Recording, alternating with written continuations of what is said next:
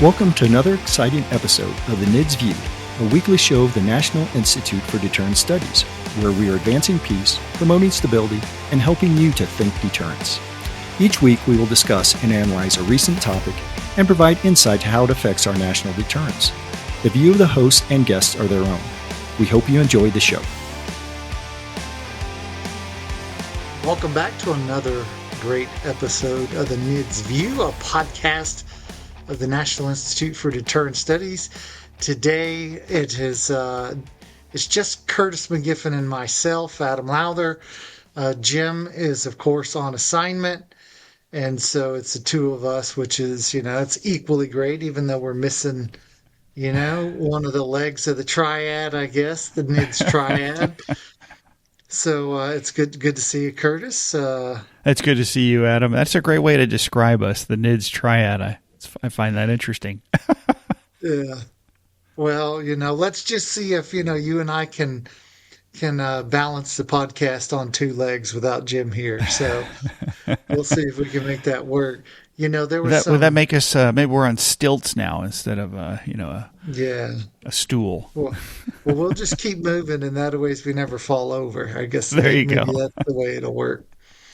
So, there was an interesting article that talked about Japan's response to the new Japanese Prime Minister, Taikichi. She first female Prime Minister of Japan, and she is, some have described her as the Donald Trump of Japan. And, she made some interesting statements that I was hoping, you might, in your best Japanese Prime Minister, voice, maybe you can share with us what exactly she said, because it really got the Chinese hot. And I thought we might, that might serve as kind of the basis for discussion, discussing this idea of how the Chinese are going to respond if, the Japanese and the Philippines and other, American allies in the region decide that they are, in fact, going to participate in any Chinese aggression towards Taiwan. So what was it that the Japanese Prime Minister said? Well, Adam, I am not going to do my best impression. That would be highly inappropriate and extremely unsuccessful.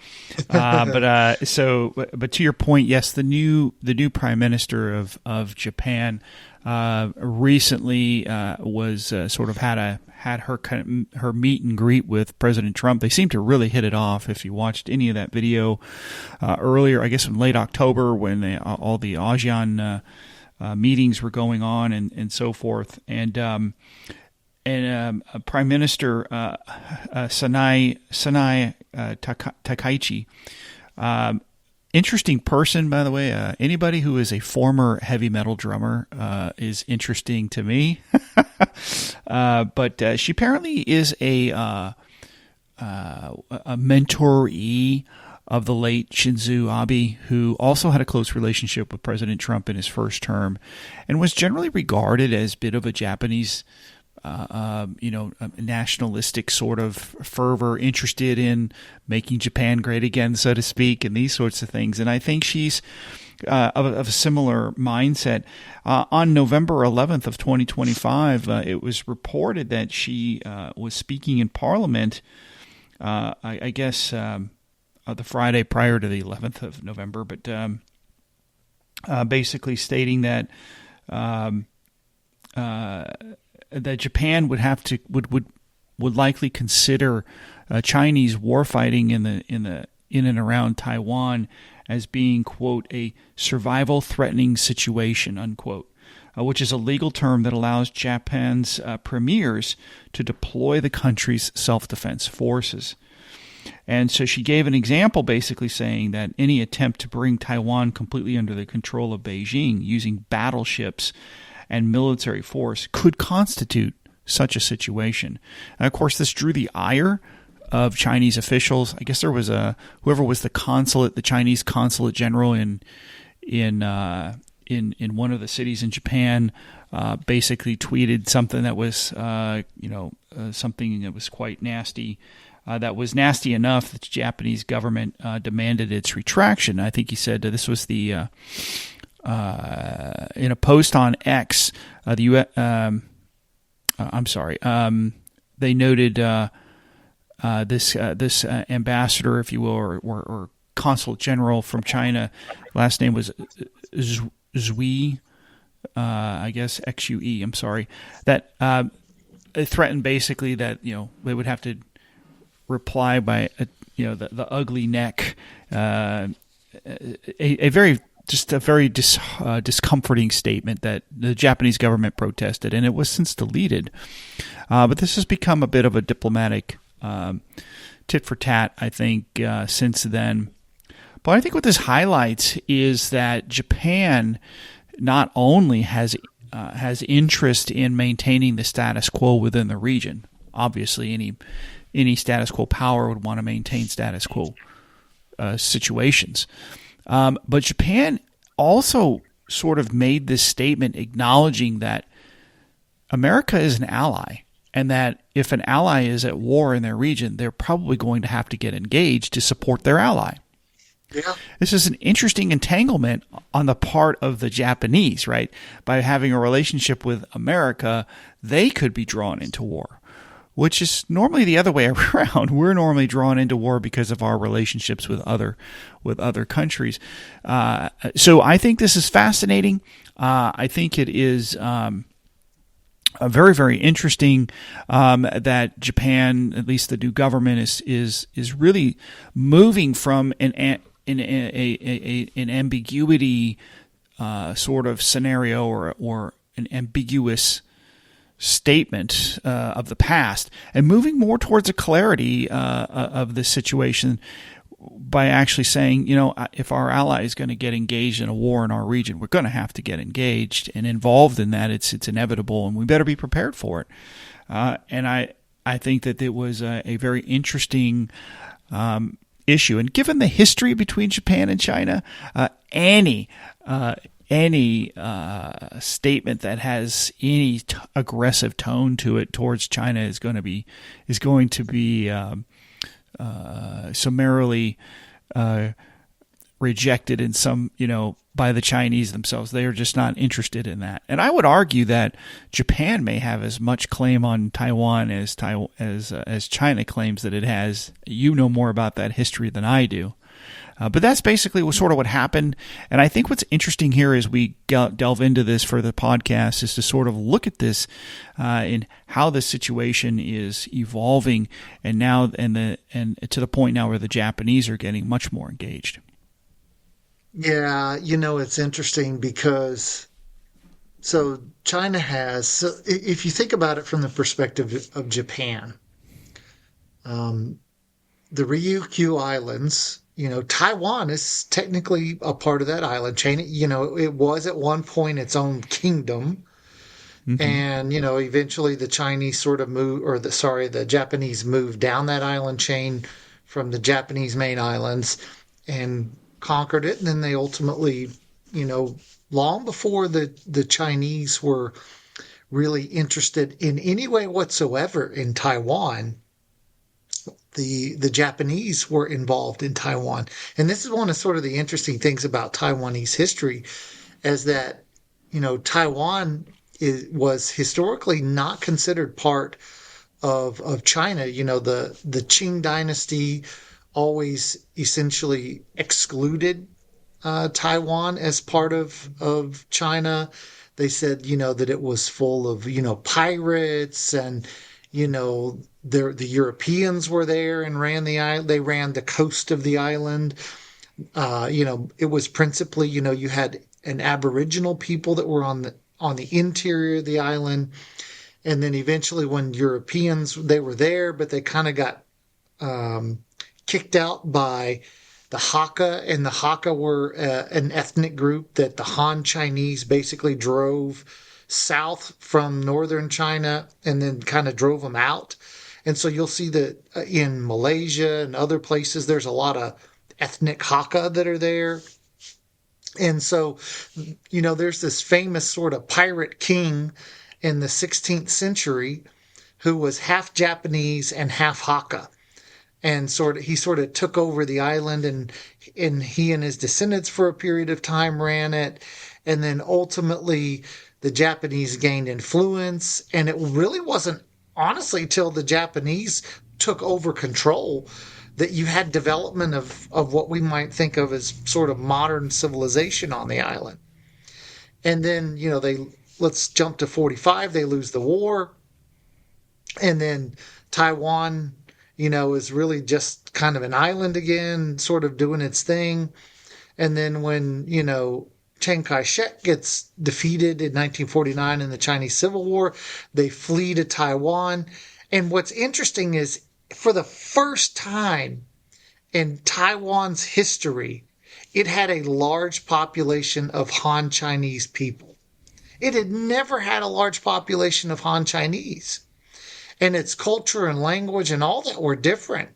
And it wasn't until an authoritarian regime led by the KMT sort of conquered the island and imposed Han Chinese culture on it that there was really any real discussion of Taiwan as being Chinese, because ethnically, linguistically, historically, it really wasn't. It was always sort of this wild, wild west kind of thing. And if you think about it, Taiwan is just as close to Japanese territory as it is to Chinese territory.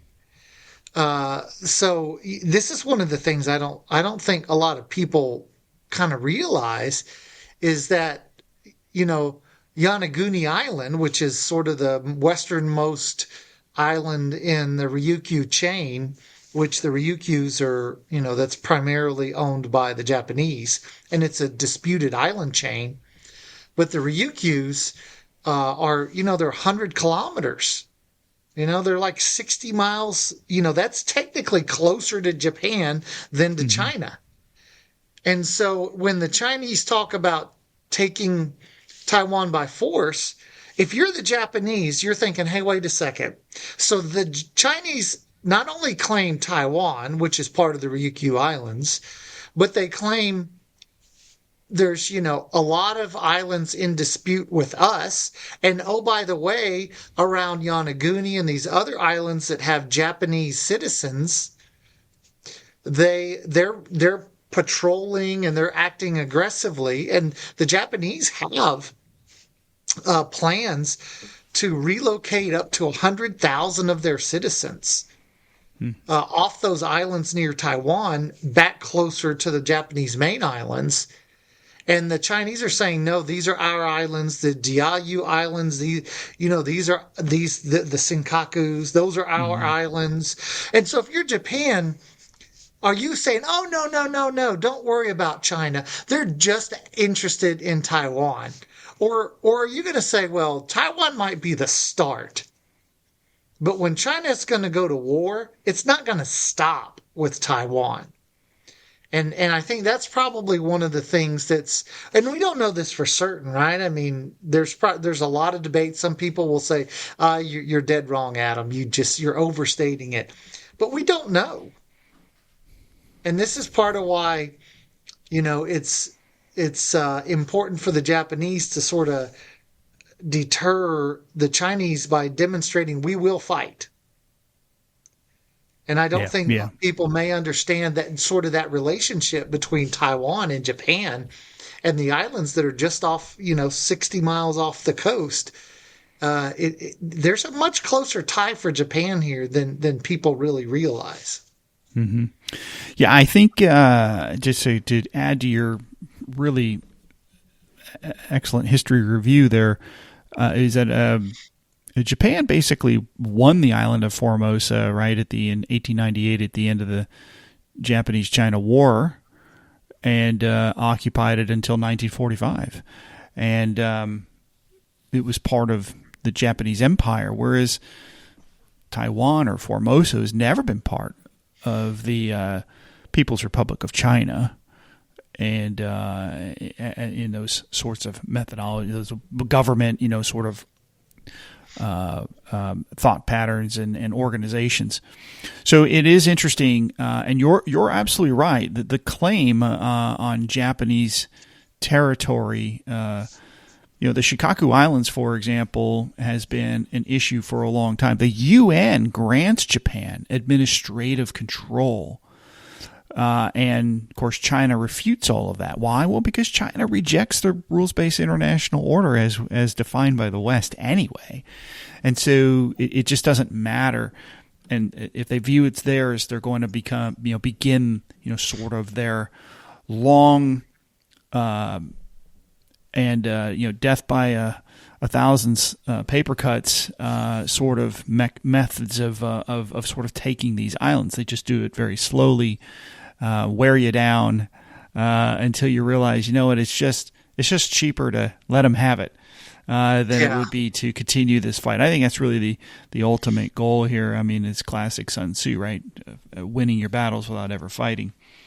But I think there is a long history. What we've demonstrated here is that there's 125 plus years of maritime dispute between Japan and China through various leaders and governments that is, I think, still in play today. And to Japan's credit, they seem to be not interested in being pacifistic about this, right? And just sort of letting them have their way in and around the region. That Japan is willing to, at least with its conventional military, which is quite capable, and to stand up and say, maybe we're not going to let this happen. I think China should be very careful, at whatever their appetites are, not to engage Japan in a conventional battle. Because of the repercussions that could come from that, the remilitarization of Japan writ large, the strengthening of the alliance between the Western countries and Japan, and then the other thing is not to push Japan so far that it becomes that it feels like it needs to nuke up. China always runs this risk of being overly aggressive, overly coercive, that it forces its neighbors to say, you know what, we have to become a nuclear power in order to stave this off, and then it becomes a diplomatic challenge for the U.S. and its non-proliferation goals, which you and I may not always agree with. But in any case, as American policy has been over the last 60, 70, 80 years, is to try to keep some of these countries not to develop weapons. So then the demand pressure comes on us, right, is to make sure that our nuclear capability and conventional reach is able to sort of fill that gap so that they don't fill it. And then we get mad when we have to pay for all of that bill, or they get mad if we ask them to help burden share those costs. You see how this sort of steamrolls into these sort of political challenges. But Adam, let me ask now. So Japan has sort of laid a line here and made some statements, and enough that it has raised the ire of Chinese officials. It's now, we are a month and a half away from 2026. Some say, invasion's just right around the corner, and deterrence is if that's the case, then clearly deterrence is failing, and so we have to ask ourselves why, and what do we need to do different? That clearly it hasn't worked now for over the last couple of decades. It worked for a while in the 70s and 80s, but since the 90s, it's begun. Their appetites have grown. Strategic ambiguity in a part of the West is not working. What do you think we need to do different?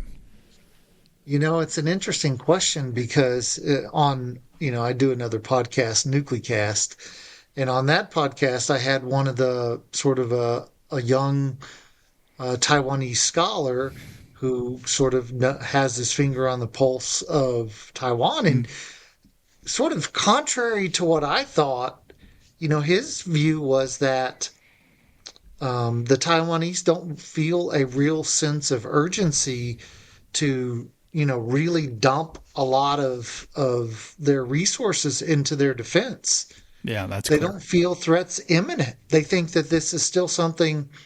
And remember, Taiwan, the numbers have steadily climbed of the residents, the citizens of Taiwan, who believe that Taiwan is an independent country and that they are Hmm. Taiwanese, not Chinese. So that sentiment has grown, but the feeling of imminent threat has not grown.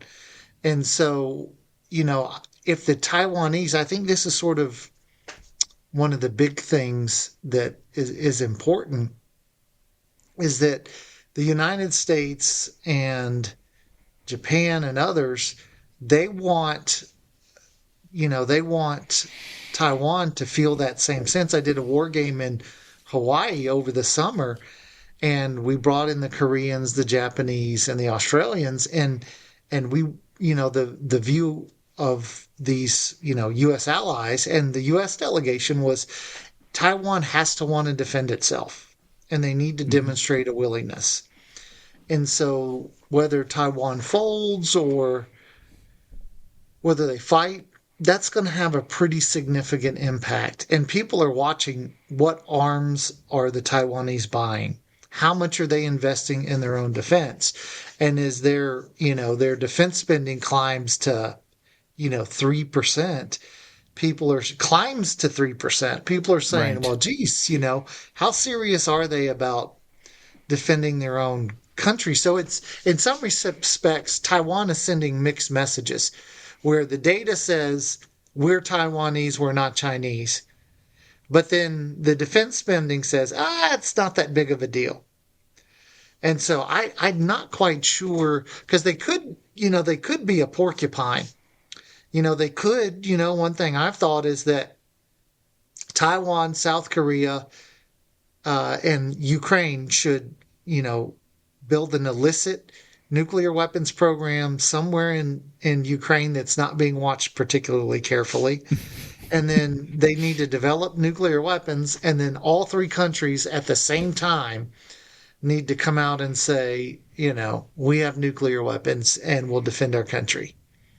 And I think at that point, and then China or Japan will go, well, maybe go nuclear. Depends on the prime minister. I mean, some people have said that Japan will go nuclear if South Korea goes nuclear, and you might say, oh yeah, that's true. But North Korea's been nuclear, and Hmm. Japan didn't go nuclear, so I don't think they're that worried about a nuclear South Korea. So it's kind of there's a lot of like courses of action, COAs, that we just don't know which COA is going to be the one that's exercised. So it's a tough one. Well, I agree with you. I think the porcupine strategy is interesting. It is shameful that Taiwan has a smaller defense budget than the United States, even up till at least last year, when this threat has been building over years, maybe even decades, at least in a tangible way.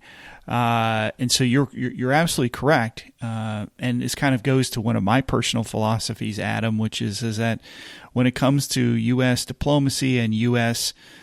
Defense relationships, we should never want it more than they do. Yes. And this is the challenge here is there is some fear that the U.S. may want to defend Taiwan more than Taiwan wants to be defended. And I think while that may be a crazy observation that our listeners are probably all yelling at their steering wheels when I say this, but to your point is Taiwan just has not sufficiently shown us that they want it more than we do, or at least as much. My sense is they do. They're just not showing it. They're still, their military is busy. It's doing things and it's training and they're buying things. Interesting. They just bought a couple dozen M1 Abrams tanks from the United States. Well, that means you plan on fighting the invading army after it's invaded. That's why you're buying those tanks and are on your soil. I think you should be investing in the things that prevents that from ever happening. You should be, projecting farther out. Artillery, and of course missile systems, naval ships, aircraft, these sorts of things. But I think as far as this messaging I wanted to touch on here is that, the United States has followed this sort of policy of strategic ambiguity for years. And, strategic ambiguity with regard to Taiwan essentially is this U.S. Purposefully not saying what it will or won't do when it comes to the defense of China. And of course, the three diplomatic messages since 1972 have basically stated, the one China policy and these sorts of things. Yet we have managed to sort of walk both sides of this road. And it's interesting. I think it's a challenge for the United States that sort of has for decades advocated that it should defend democracy wherever it is. And Taiwan is clearly a democracy. And so if that is part of our national value set, if that is a national interest with regard to reputation and so forth, we probably ought to be doing more. If that is something we no longer want to do under, say, America First policies and these sorts of things, then we probably ought to be figuring out how to do a better job of empowering Taiwan to support itself, or we need to do a better job of executing a better deterrent threat. And in my position here is that I'm not sure that we're doing a whole lot of that. And what we've been doing clearly isn't working because they're getting more aggressive. It's not stopped them from preparing and so forth. And they seem to be willing to do economic trade with their top adversary, and we seem to be willing to do economic trade with our pacing threat. So I'm not sure that economics is the answer anymore. This idea that adversaries, that people who trade with one another tend not to go to war with one another, that is really not coming to fruition here, at least in our preparation as we look forward. So we need to be doing things like messaging and signaling differently, and clearly they are. China is. They are messaging and signaling, daily with their challenges to the within the airspace, their encirclement. Maritime encirclement of Taiwan, essentially rehearsing, not exercising, rehearsing blockades. And so we should be showing the world that we know how to run a blockade, that we know how to prevent that. And that's a great deterrent. I don't see us doing any of that. Yeah, and to be honest with you, the biggest concern that the Chinese have is internal dissension and internal collapse. It's not external invasion. And so my question is, why aren't the Taiwanese actively engaged in, what the Russians call desinformatia? And why aren't we trying to, through internal campaigns and supporting dissident groups and all kinds of stuff, trying to topple a regime that it's not as stable as people think it is. I mean, you don't have to have the world's largest surveillance state because people love you and support you, and that brings up sort of another point that I think the Taiwanese people probably don't appreciate. If you want to know what a conquered Taiwan is going to look like, look to Xinjiang, or it was known as the Republic of East Kurdistan. At one point, and look at Tibet, where Han Chinese people live. They've taken Han Chinese and moved them into the homes of Tibetans to make sure that those Tibetans are not saying or doing anything, against the government. And I can't imagine that there's not going to be a dramatic removal of Taiwanese people from that island. Maybe they go to, labor camps. Maybe they're, disappeared. Who knows what's going to happen? But the Chinese aren't going to just come, win a conflict, rebuild the island, and then say, it's happy to be. Just keep doing things like you were doing them before. Mm-hmm. No problem. That's not what's going to happen. And I don't quite think the Taiwanese realize just how bad it's going to be for them if China wins that conflict. Well, I agree, and if you just look at Hong Kong, and that wasn't, there was no fight back, right? No effort to sort of, when Taiwan actually fights back and kills a lot of Chinese citizens and soldiers and sailors, there will be anger and retribution in the occupation. It's just, unfortunately, that's likely what's going to happen. So it just isn't something that they would want. And we can only go and look at how the Uyghurs are treated and other folks within mainland China to see how that could be. And it's unfortunate. And so I think while you have your freedom, you should, while you can control your own destiny, you should be controlling your destiny. And that's where I think I would hope that Taiwan would be more aggressive. And we're running out of time. The calendar page is turning, and to that extent, the U.S. and whatever support it aims to do. There was a paper that came out on Foreign Affairs, an article that came out in Foreign Affairs back in 2021 called "The Growing Danger of U.S. Ambiguity on Taiwan." And Richard Haas and David Sachs wrote this piece back in the day. And one of the things I found interesting in rereading this piece, it's been a few years, was that the idea that if the U.S. chooses not to defend Taiwan, whether it's for whatever reason, whether you've got panda huggers or America Firsters or whatever reason that people might not want to do this, what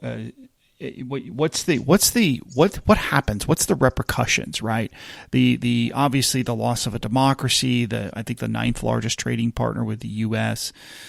In Taiwan, the semiconductor industry, which we all know is their main commodity, and the final thing is what happens to the U.S. allies in the region after that?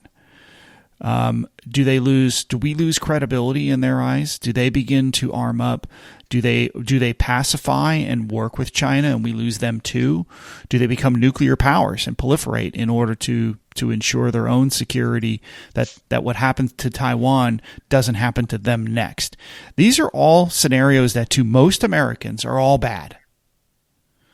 And so this is where we have to really seriously think about these, how we can prevent that end result that was predicted some 4 years ago, I think very poignantly, it's just not, it's different than, say if you lose some country that may not be able to, that hasn't been occupied by their conquering invaders before, so to speak.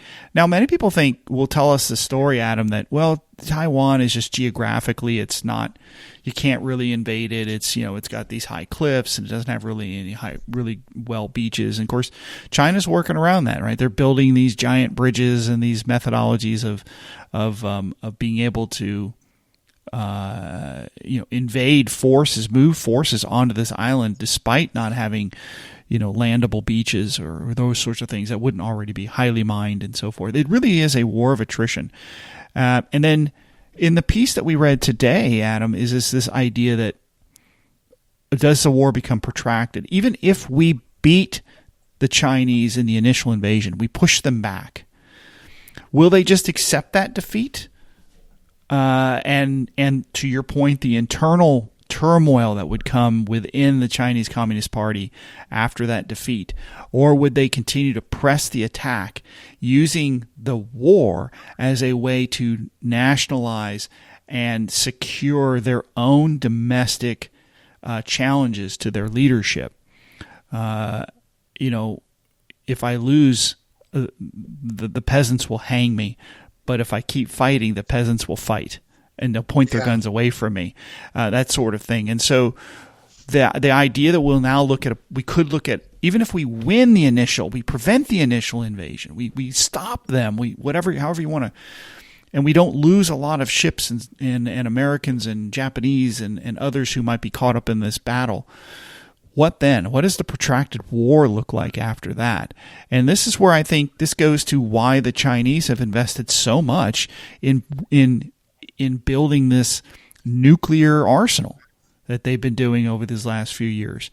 700 ICBMs by 2035 is the prediction of our own intelligence community. Where do you think those are pointed at? Many of them, most of them, perhaps even all of them, will be pointed at American cities. And so the goal then is to hold us at risk, to coerce us not to get involved first. Okay, well, maybe we did and we called their bluff and they didn't shoot us then. Then it will be to prevent us from getting engaged in a protracted war. And so, again, what would the world be like following that? So these are real issues that have to be thought through. We cannot continue to just sort of hope, Adam, that the Chinese will come to that the better angels will land on their shoulders, and that they will decide that this is not for them. Yeah, it's a good point, and unfortunately, we will not settle it here today. So, wait, why not? The second unfortunate thing is that we are out of time for this podcast, so we'll have to bring it to a close with that with that question. So for the listeners, if you think you have the answer, drop us a note. Let us know what you think, and of course, keep listening to the podcast. Keep reading Global Security Review. This week we had 3 great articles go up. One of them dealt with Taiwan. Lyndall Lucy, he wrote a nice, did he? A nice article on Taiwan. So there's some good stuff there. So keep reading, keep listening, and of course we want to remind you to always think deterrence. Thank you for listening to the NIDS View. This show is produced under the NIDS Podcasting Network, a division of the National Institute for Deterrence Studies. NIDS is a 501c3 organization dependent upon donations to provide this podcast and bring about awareness of the peacekeeping value of U.S. strength and our national deterrence. You can catch all of our podcasts or provide feedback at thinkdeterrence.com. I would like to thank our producer, Kimberly Charrington, our sponsors, and all the fantastic members of the National Institute for Deterrence Studies for making this podcast possible. Stay tuned next week for another exciting and informative The NIDS View.